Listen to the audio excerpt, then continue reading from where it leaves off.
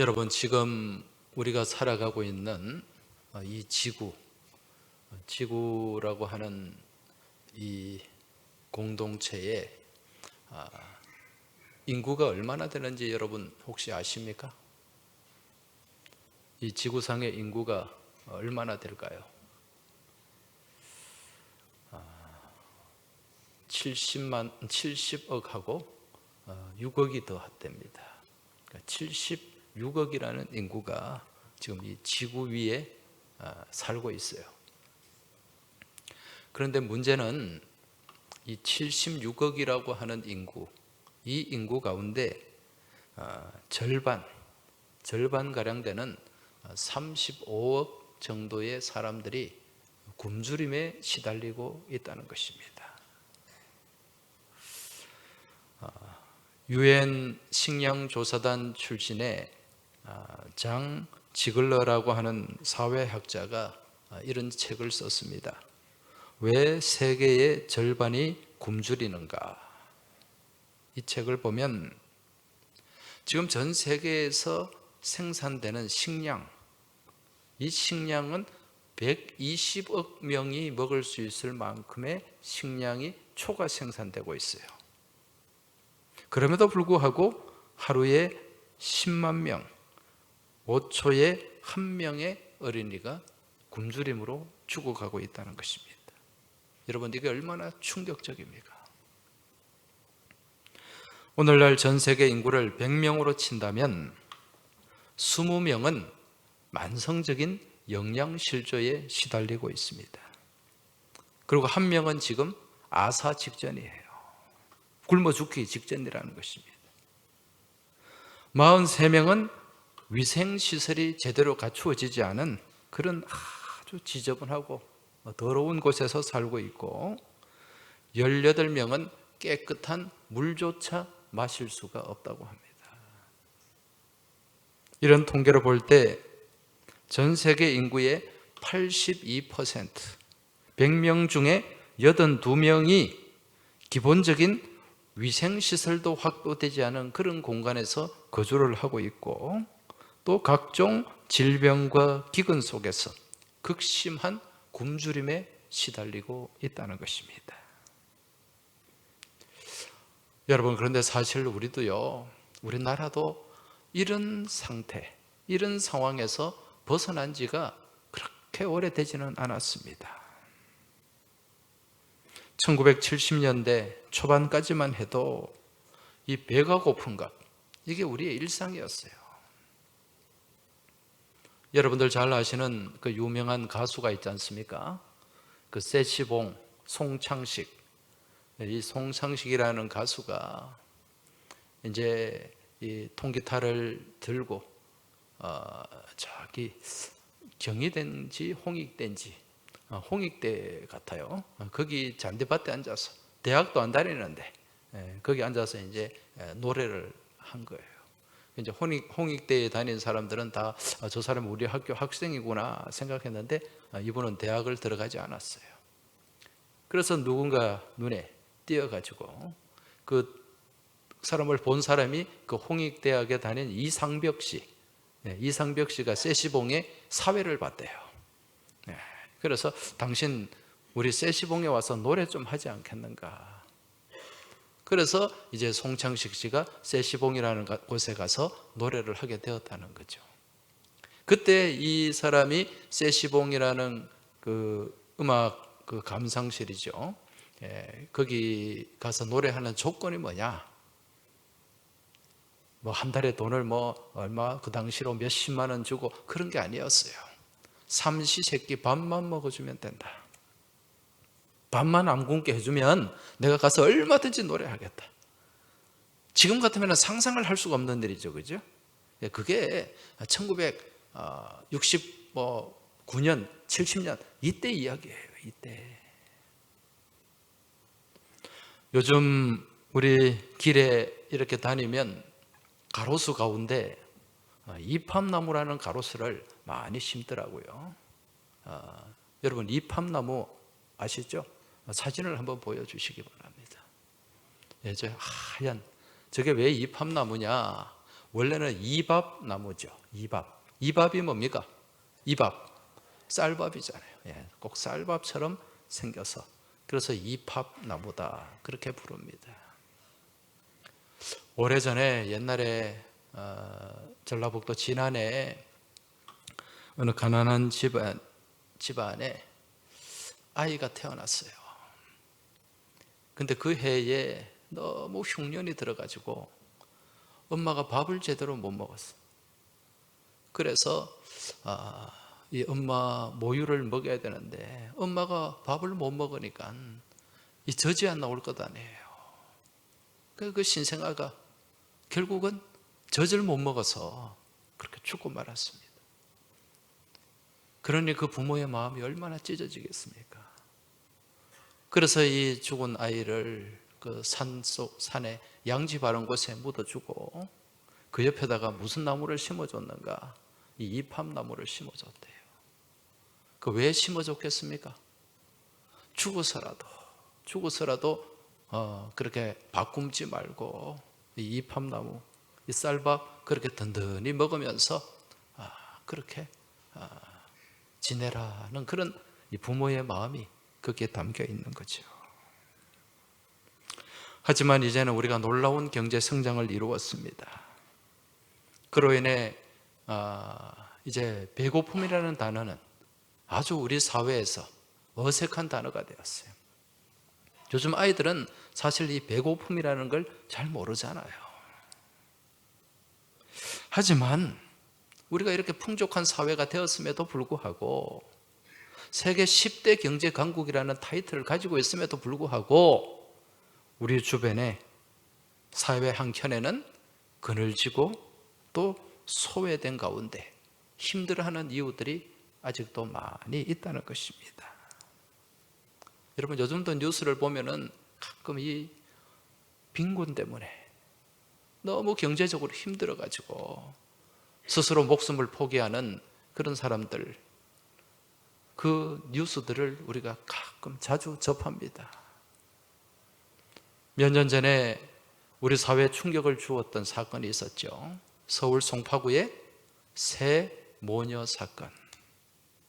어머니와 딸 셋이 다 한꺼번에 목숨을 끊은 거죠. 그래서 그때 계속 언론에서 이 문제가 또 계속 오르내리면서 이게 우리 사회의 구조적인 문제다. 이런 문제를 우리가 빨리 해결해야 된다. 그러면서 이제 국회의원들이 법을 하나 만들었어요. 이 법 한 게 세모녀법입니다. 일명 세모녀법. 그 기초생활보장법 개정안이죠. 기초생활보장법 개정안이 만들어졌는데 이 법을 만든 취지는 우리 사회의 복지 사각지대를 줄이겠다. 그런 취지입니다. 근데 여러분 사람이 아무리 좋은 법을 만들어도요 완전한 법은 없어요. 완전한 법은 없다는 것입니다. 이렇게 만들어진 소위 말하는 일명 세모녀법, 이걸 시행을 한다면 이미 죽은 그 송파구의 세모녀는 이 법의 혜택을 받을 수가 없어요. 아무리 법을 잘 만들었어도 완전치 않다는 거죠. 이런저런 조건이나 기준을 제시해버리면 이 세모녀는 이 법에서 탈락한다는 거죠. 따라서 사람이 만든 법과 규정이 얼마나 허술한가 이걸 알 수가 있고, 또 이 사람이 만든 법과 규정을 통해서 이 사회를 완전하게 한다는 것, 이건 현실적으로 불가능한 이야기입니다. 과거에 이 마르크스와 레닌이라는 사람이 이 불공평이 없는 모두가 공평하게 잘 사는 세상을 만들겠다면서 주창했던 이론이 공산주의 이론입니다. 근데 이 공산주의 이론을 가지고 실제로 해보니까 어때요? 모두가 다 잘 살았습니까? 아니죠. 몇 사람만 배부르고 몇 사람만 잘 먹고 그렇게 사는 그리고 모두를 못 살게 만드는 제도가 이게 공산주의 이론이라는 거죠. 그걸 보면, 그걸 우리가 눈으로 확인할 수 있는 곳이 바로 우리 저 북쪽이잖아요. 북쪽에 거기 가면 한 사람은 막 살이 쪄가지고 제대로 걷지도 못하고 이게 돼지인지 사람인지 구분이 안 가요. 그런데 나머지 사람들은 어떻습니까? 그 인민들 계속 탈북하잖아요. 탈북. 못 먹어서. 따라서 이러한 사실을 통해서 볼 때 인간이 만든 제도, 인간이 만든 이론, 이런 것은 완전한 것이 없다는 것입니다. 따라서 우리는 어떤 제도를 통해서 이상사회를 만들려고 하기보다는 하나님께서 이미 우리가 이런 부분들, 부족한 부분들을 보완하고 채워갈 수 있는 하나님의 법을 만들어 놓으셨어요. 따라서 우리는 다른 법을 만들려고 막 머리 굴리고 그럴 필요 없이 이미 하나님께서 만들어 놓으신 그 법을 따르고 순종할 때 우리가 사는 세상이 좀 더 살만한 세상이 되고 우리가 사는 이곳이 점점 에덴으로 회복이 될 수 있다는 것입니다. 오늘 우리가 읽은 이 신명기 15장의 말씀요, 이 말씀은 우리가 살아가는 데 있어서 참 중요한 말씀입니다. 어떻게 보면 우리 인간 사회의 부의 불평등을 해소할 수 있는 해결책이 담긴 말씀이 바로 오늘 본문의 말씀이라는 거죠. 오늘 말씀 다시 한번 보시기 바랍니다. 11절을 보시면 땅에는 언제든지 가난한 자가 그치지 아니하겠으므로 내가 내게 명령하여 이르노니 너는 반드시 내 땅 안에 내 형제 중 곤란한 자와 궁핍한 자에게 내 손을 펼칠지니라. 지금 무엇을 하라고 말씀합니까? 손을 펴라. 손을 펼지니라. 지금 이 땅에는 언제든지 가난한 자가 그치지 않는다고 말씀하고 있어요. 왜? 이 땅은 인간의 죄와 욕심이 지배하는 곳이기 때문에 그 욕심으로 인해 가지고 빈부의 차가 생길 수밖에 없다는 거죠. 여러분, 사실 하나님께서는 우리 사람들에게 각기 필요한 달란트를 다 주셨습니다. 어떤 사람들에게는요, 이 음악적인 또 미술적인 그런 예술적인 달란트도 주셨고, 또 어떤 사람들은 공부를 잘하는 그런 학문적인 달란트도 주셨어요. 이게 다 달란트, 자기 달란트입니다. 어떤 사람은 운동을 잘하는 이 신체적인 달란트도 받았습니다. 우리가 이 땅을 살아가면서 돈을 버는 것, 여러분, 이것도 달란트예요. 머리 좋고 공부 잘한다고 다 돈 잘 버는 것 아닙니다, 여러분. 돈을 버는 것도 이게 돈을 버는 이 재능, 달란트가 있어야 된다는 거죠. 어떤 사람은요, 이 가진 재주는 많은데 이 돈을 잘 못 버는 그런 사람들이 간혹 있습니다. 돈을 벌려고 하면 하는 일마다 이게 뭡니까? 이게 재지레가 되는 거라. 민폐가 되는 거예요. 그래서 우리 옛말에 그런 말이 있지 않습니까? 재주 많은 사람 뭐가 없다? 재주 많은 사람 저녁거리가 없다. 그런 말이 있습니다. 이런 재주 저런 재주 가지고 있는 달란트가 많은 사람이 뭘 하려고 하니까 이게 잘 안 되더라는 것입니다.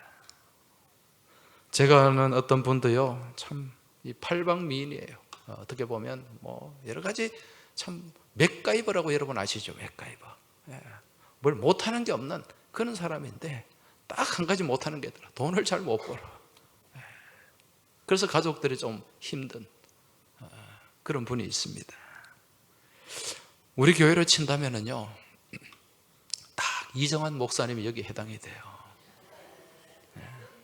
우리 이정환 목사님 보면 제가 참 재주가 많아요. 음악적인 재주가 있죠. 뭐 IT 쪽으로도 아주 재주가 있고 여러 가지 재주가 참 재능이 많은 사람. 제가 부러워요.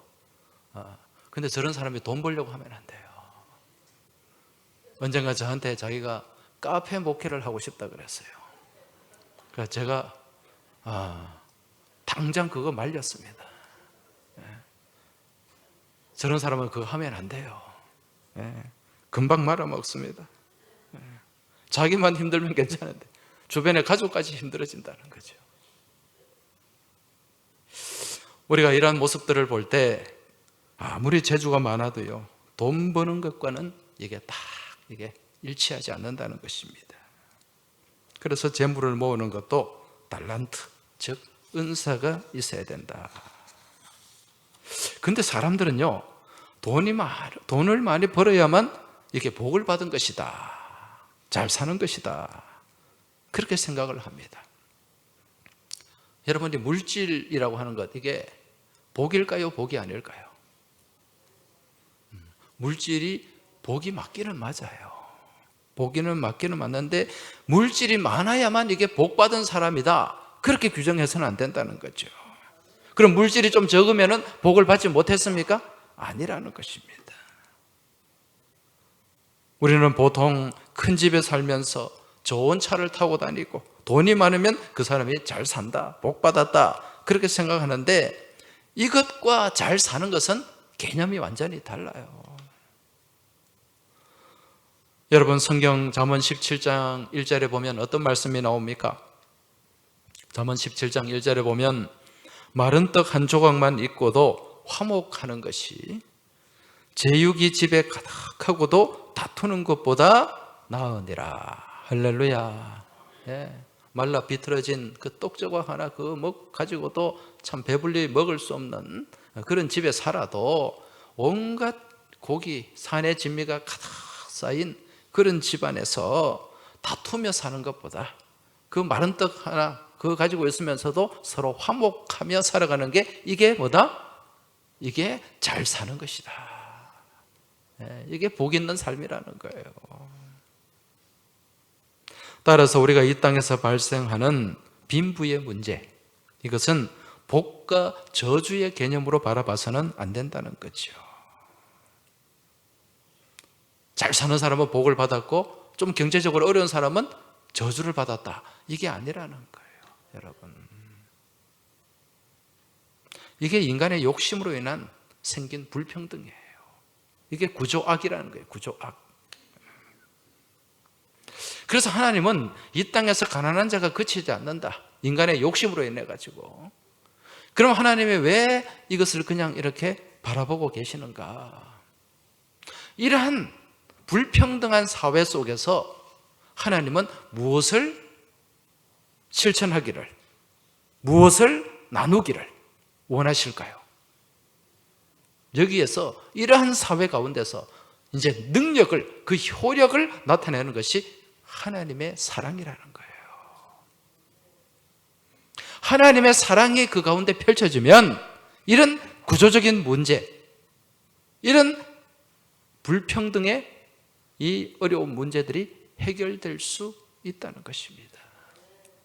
하나님의 사랑의 실습 현장, 사랑과 나눔의 실천을 위한 실습 현장으로 지금 이 땅을 하나님께서 그대로 두고 계신다는 것입니다. 다시 말해서 이 땅에서 하나님의 사랑이 어떤 것인가를 알게 하고 그 사랑을 몸소 실천하고 경험하게 하기 위해서 이 땅에 가난한 자와 부자를 공존하게 하셨다는 거죠. 왜 그런가? 여러분, 우리 옛말에 부자 몇 대 없다? 3대 없다. 부자가 3대 가기 힘들다는 거예요. 또 가난하다고 해서 늘 가난하게 사는 것만 아닙니다. 가난하게 살다가도 또 재물을 모을 수가 있고, 부모는 가난했지만 그 자식 때에 가서 또 경제적으로 일어서는 경우가 있어요. 또 부모는 막 부유했지만 그 자식 때 가서 쫄딱 말아먹는 그런 경우도 있다는 것입니다. 그래서 가난할 때 도움을 받은 사람이요, 부자가 되어서 또 내가 받은 사랑을 실천하게 하고 또 부유한 자로 나눈 그 사랑을 다시 돌려받게 하는, 이 구조가 뭐냐? 이게 사랑이 유통되는 구조라는 거예요. 사랑이 흘러가는 구조라는 것입니다, 여러분.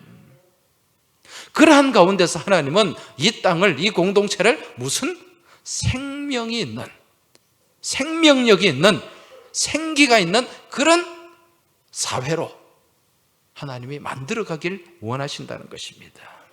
이게 무슨 얘기인가? 여러분, 물은 고여 있으면 어떻게 됩니까? 썩게 돼요. 근데 이 물이 흘러가면 썩지 않고 마실 수 있는 생명이 있는 물이 된다는 거예요. 우리 사회도 마찬가지입니다, 여러분. 이 부자와 가난한 자가 공존하는 가운데 이 부라고 하는 것이 이게 흘러갈 때, 다 갇혀 있는 것이 아니라 흘러갈 때 그 사회가 어떤 사회가 된다? 사람이 살만한 사회가 된다는 거예요. 그리고 그 가운데 생명력이 있는 사회가 되는 줄 믿으시기 바랍니다.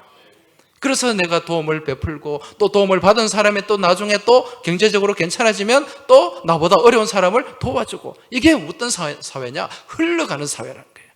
갇힌 사회가 아니라 흘러가는 사회. 이러한 사회가 그 안에 무엇이 있다? 생명력이 있다. 하나님이 이걸 원하신다는 것입니다, 여러분. 한때 서울 고려대학교 앞에 유명한 햄버거 집이 있었습니다. 그 햄버거가 이영철이라는 사장, 그 햄버거 가게 사장 이름이 이영철이에요. 그래서 그 햄버거 이름이 영철버거예요. 영철버거. 이게 고려대 앞에 명물이었습니다. 명물. 왜? 너무 싸서. 햄버거가 그렇게 부실한 것도 아닌데 한 개 1,000원. 한 개 1,000원을 받는 거예요. 그래서 이 주머니가 가벼운 학생들은 이 햄버거 집을 자주 이용을 했고, 또 이게 고려대 앞에 명물이 되어가지고 방송에 나오기도 했습니다. 한마디로 박리다매를 한 거죠, 그죠? 그런데 이게 싼 가격으로 하기가 이게 쉽지가 않았어요. 한 15년 동안 그 가격을 유지를 했는데 결국 이 가게가 폐업을 하고 말았습니다.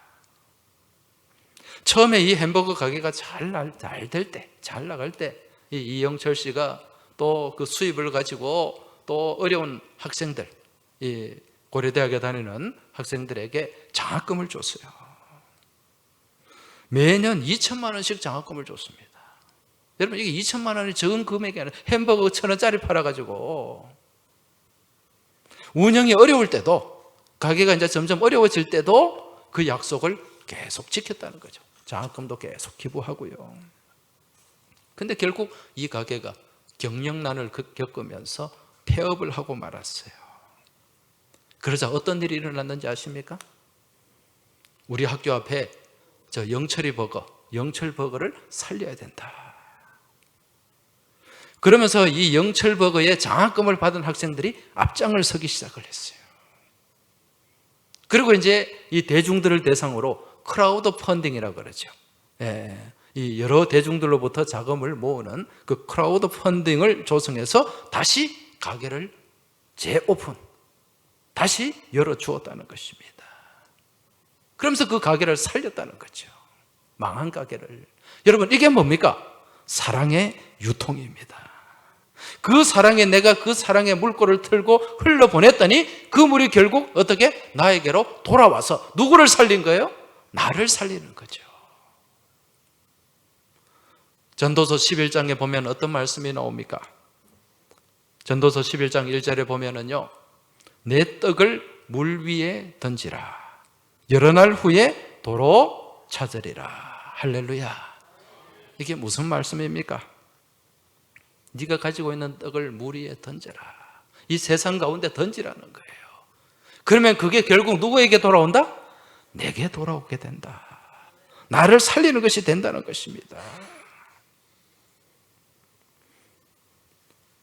결국 이게 누구를 향한 투자입니까? 나를 향한 투자라는 거죠. 오늘 본문에도 마찬가지입니다. 오늘 본문 말씀 7절을 보면 이 하나님의 자녀들은 가난한 형제들에게 마음을 완악하게 하지 말고 내 손을 어떻게 하지 마라? 움켜쥐지 말 것을 말씀합니다. 그리고 움켜쥐지 말고 8절에 반드시 내 손을 그에게 어떻게 해라? 펴서 그에게 필요한 대로 쓸 것을 넉넉히 나누어 주라, 구워 주라, 그렇게 말씀합니다. 가난하고 어려운 사람들을 향해 움켜잡지 말라는 거예요. 손을 펴서 내가 나눌 수 있는 만큼의 물질을 나누고 사랑을 나누라는 것입니다. 그렇게 사랑을 나눌 때 하나님께서는 우리에게 무엇을 하시겠다? 복을 주시겠다. 이게 하나님의 약속입니다, 여러분. 10절에 보십시오. 너는 반드시 그에게 줄 것이요 줄 때는 아끼는 마음을 품지 말 것이니라. 이로 말미암아 내 하나님 여호와께서 내가 하는 모든 일과 내 손이 닿는 모든 일에 내게 무엇을 주시리라? 복을 주시리라. 할렐루야. 구약 잠언 19장에 보면은요, 잠언 19장 17절 이 말씀이 있습니다. 같이 한번 읽어보겠습니다. 가난한 자를 불쌍히 여기는 것은 여호와께 구워 드리는 것이니 그의 선행을 그에게 갚아 주시리라. 할렐루야. 우리가 주변에 어렵고 힘든 가난한 사람들을 불쌍히 여기고 그 사람들에게 나누고 베풀며 그렇게 나아가는 것은 누구에게 구워주는 것이다? 하나님께 구워주는 것이다. 하나님께 구워드리는 거예요. 우리가 하나님 앞에 뭔가를 구워드리면 우리 하나님은 다 받고 입을 싹 닦는 분입니까? 아니죠. 몇 배의 축복을, 몇 배의 은혜를 돌려주시고 갚아주시는 분인 줄 믿으시기 바랍니다. 하나님 앞에 구워드리는 것은 우리가 이걸 저축하는 거예요. 저축. 여러분, 옛날에, 요즘은 은행 이율이 몇 프로 정도 됩니까? 한 2% 안 되죠? 2% 안 되는 걸로 알고 있는데, 옛날 재형저축 기억나세요? 70년, 80년대 재형저축. 그때 그 재형저축 이율이 몇 프로인지 아세요? 재형저축 이율이 20% 가까이 됐어요. 20%. 놀랄 일이 아니에요. 그때 그랬어요. 그 재형저축 이율이 20% 됐습니다. 여러분, 아직도 이 재형저축이 남아있어요. 이 재형저축이 남아있습니다. 제가 알려드릴까요? 어디에 있을까요? 한국은행에 있는 것이 아니라 천국은행에 있는 줄 믿으시기 바랍니다. 천국 축복은행장이 우리 하나님이세요.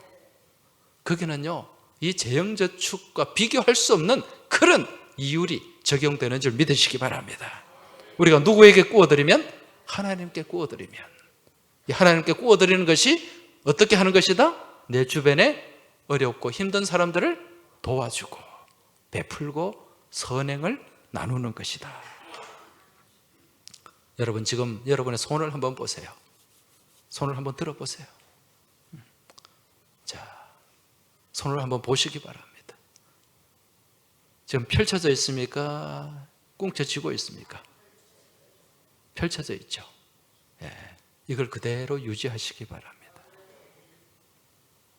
내 육신의 손은 지금 펼쳐져 있는데 내 심령의 손은 어떤가? 한번 마음을 들여다보세요. 펼쳐져 있습니까? 움켜쥐고 있습니까? 이웃을 향해 펼쳐져 있어요? 움켜져 있어요? 하나님을 향해 펼쳐져 있어요? 움켜져 있어요? 한번 깊이 돌아보고 점검을 해봐야 됩니다. 여러분, 우리가 이 말씀을 나누고 말씀을 듣는 거 그냥 머리만 채우지 마세요. 이 말씀이 살아있는 말씀이 되기 위해서는 이 말씀이 어디서 나타나야 된다? 내 삶에서 나타나야 되는 거예요. 이번 주 화요일 날 우리 교회에서 뭘 하는지 혹시 아시는 분? 예? 알고 계시네. 알면서도 안 나오는 사람은 나쁜 사람, 좋은 사람? 지금 우리가 사랑의 쌀 나누기 이번 화요일 날 합니다. 지금 언제부터 했는지 아세요? 10년 넘었어요. 2009년부터 시작을 했습니다. 제가 우리 교회 부음하고 그 이듬해부터 이제 사랑의 쌀을 나누기를 시작했어요. 이 행사를 하는데 우리 교우들이 많이 참여합니다. 그리고 이 서대신동, 부민동, 동대신동, 또 동장님과 통장들, 관계 공무원들 다 와요. 그리고 우리 교우들이 차를 가지고 와서 또 그 쌀을 실어서 그 가정에 전달을 해주고 또 그 가정에 축복하고 기도해주고 그렇게 돌아옵니다. 예수님의 사랑과 성탄의 소식을 전하는 거죠. 제가 이 말씀을 드리는 이유는요, 우리 교회가 지금까지 이런 봉사를 했다는 것 내세우기 위함이 아닙니다. 사실 우리가 이 행사를 하는데 비용이 많이 드는 건 사실이에요. 인력도 많이 소요되고 비용도 많이 들어요. 여러분 210가구의 쌀을 제공하려고 해보세요. 그 쌀을 갖다 주는 것도 쉬운 일이 아니고 그 쌀을 또 사는 비용도 만만치가 않습니다. 그런데 참 감사한 것은요, 지금 10년 이상 이 일을 해오면서 어느 한 교우도 이 일에 반대하거나 불평하거나 불만을 갖는 사람이 없다는 것입니다. 특히 금년 같은 경우에는요, 우리가 비전센터 건축을 하면서 이 많은 이 재정이 또 건축에 지금 투입이 되고 있습니다. 그런데 우리 교회 장모님이나 교우들 가운데 한 사람도 목사님 건축을 하는데 우리 이거 금년에 좀 쉬면 어떨까요? 그렇게 얘기하는 사람이 있다 없다? 없다는 거죠. 얼마나 감사한지 모릅니다. 어떤 교회는요, 이 교회 건축을 하면 지원하던 선교비도 끊어버리고 또 교회 안에 교회 모든 걸 다 축소해버려요. 찬양대도 없애버리고 교회 학교 지원도 안 하고, 실제 우리 부산에도 그런 교회들이 있어요. 그런데 우리 교회는 지금 이 큰 건축을 진행함에도 불구하고 교회가 응당 감당해야 할 일 계속해서 감당해야 된다는 사명감을 가지고 나가고 있다는 것입니다. 여러분 자화자찬 같지만은 이게 건강한 교회예요. 이런 건강한 교회에서 여러분 믿음 생활을 감당하고 하나님께 예배한다는 사실, 여러분 감사한 마음으로 나아가시기 바랍니다. 또 우리가 이러한 건강함이 있었기 때문에 여기까지 114년의 역사를 이어올 수 있게 된 줄 믿습니다. 지난 여름 우리가 비전센터 기공을 하고 이제 건물 철거를 하고 이제 본격적인 공사를 시작하니까요, 주변에 우리 교회 주변에 목사님들이나 장로님들이 저한테 물어요. 목사님, 그 어렵죠? 힘들죠? 주변에 사람들 많이 떠들죠? 데모 많이 하죠? 그렇게 저한테 물어봅니다. 왜? 요즘 우리 주변에요, 교회 짓는다 그러면 주변에서 얼마나 크게 시위를 하고 반대를 하는지 몰라요. 저기 영도 섬에 있는 어느 교회에는 교회 짓는데 주민들이 막 단체로 막 시위를 해가지고 얼마나 고생했는지 모릅니다. 근데 여러분 우리 교회는 어땠습니까? 우리 권사님이 잠잠하대요. 뭐 꼭 잠잠하지는 않았어. 우리도 시작할 때 몇 사람이 꽹가리 들고 나타나더라고요. 그런데 그 사람들이 이 지역에 사는 사람이 아니고 어디 교회 짓는다 소문만 나면 출동하는 긴급 출동 서비스 하는 사람들이에요. 전문적으로 그렇게 다니면서 이제 돈을 뜯어내는 사람들이죠. 그런데 몇 번 와서 떠들고 해도 지역 주민들이 동조를 안 하니까 심심하잖아요. 그러니까 가더라고요. 이처럼 우리 교회가 은혜롭게 공사를 할 수 있는 것은요, 그동안 교회가 주변 이웃들에게 좋은 관계를 맺어왔기 때문인 줄 믿습니다. 우리 교회가 이웃들을 잘 섬겼기 때문인 줄 믿습니다. 다시 말해서 교회가 이웃과 담을 쌓고 지는 것이 아니라 꾸준히 무엇을 했다? 손을 펼쳤다. 다시 말씀드리지만 여러분, 우리가 이 손을 펼쳐야 어떻게 할 수 있어요? 받을 수도 있어요. 꽉 내 거라고 잡고 있으면 다른 사람이 주는 걸 받을 수 있어, 없어요?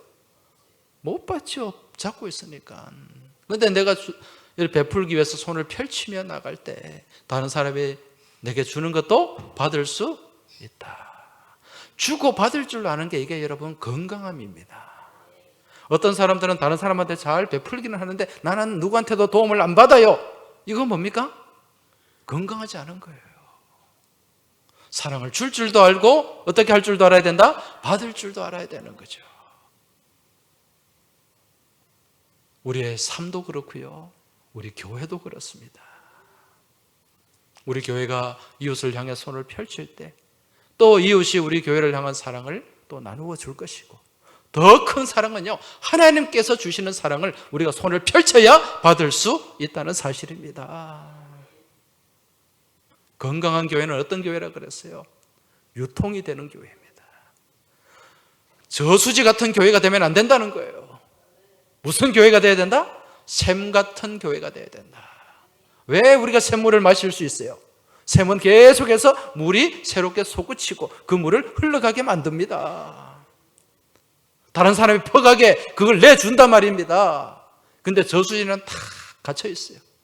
그러니까 물을 못 마시는 거예요. 썩는 거예요. 우리 교회가 저수지 교회가 아니라 샘 같은 교회, 생명력이 넘치는 복된 교회가 될 수 있길 주의 이름으로 축원합니다.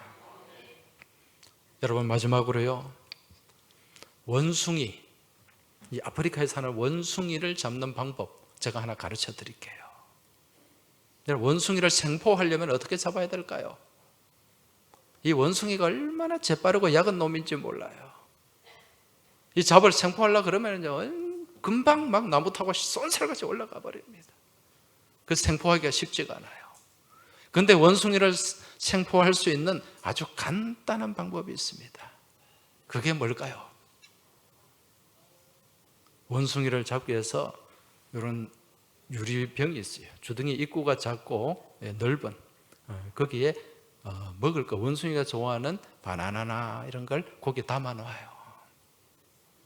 그리고 그 병을 다 이렇게 단단하게 묶어 놓으면 이 원숭이라는 놈이 내려와 가지고 어떻게 할까요? 그걸 탁 손에 집어넣어, 탁 잡아. 그리고 이제 어떻게? 빼내야지. 근데 이 원숭이가 이 손으로 밀어낼 때는 들어가는데 주먹을 요거 먹을 거를 딱 잡고 있으면 이게 빠질까요? 안 빠질까요? 안 빠진단 말이에요. 안 빠져. 그러면 이걸 지가 살려면 어떻게 해야 되겠어? 이거 놔야 되잖아요. 펼쳐야 되잖아요. 근데 원숭이는 펼칠까 안 펼칠까? 안 펼쳐요. 끝까지 움켜잡고 있습니다. 그렇게 잡고 발버둥 치고 막 그런단 말이에요. 사람이 지 잡으러 와도 이거 그냥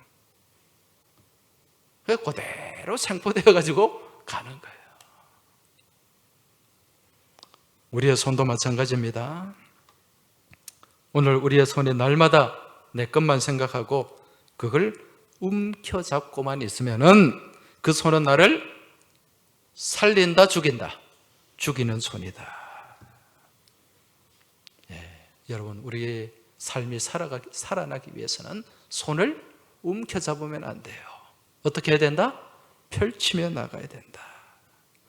이렇게 두 손을 아름답게 펼치며 나갈 때 우리가 은혜도 받고 사랑도 받고 축복도 받게 되는 줄 믿으시기 바랍니다. 우리 그리스도인의 손도 마찬가지고 교회의 손도 마찬가지입니다. 이렇게 펼쳐질 때 우리가 살 수 있고 교회도 살 수가 있다는 것입니다.